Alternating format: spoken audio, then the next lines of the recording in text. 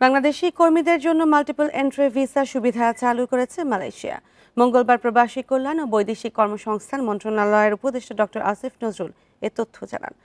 Bundle থাকলে প্রতি সেনমানিতে টাকা বাঁচবে।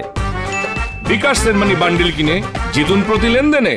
বলেন, গত মে মাসে মালয়েশিয়া সফরের সময় দেশটির স্বরাষ্ট্রমন্ত্রীর সঙ্গে বৈঠক হয়। পরে 10 জুলাই পরিপত্র জারি করে মালয়েশিয়া সরকার। ফলে যেসব বাংলাদেশি কর্মীরা পরিপত্র জারির আগে সিঙ্গেল এন্ট্রি ভিসা ও temporary employment visit pass issue করা আছে, তাদের নতুন করে মাল্টিপল এন্ট্রি ভিসা আবেদন করতে হবে না। পিএলকেএস নবায়নের সময় মাল্টিপল ভিসা সক্রিয়ভাবে ইস্যু হয়ে যাবে।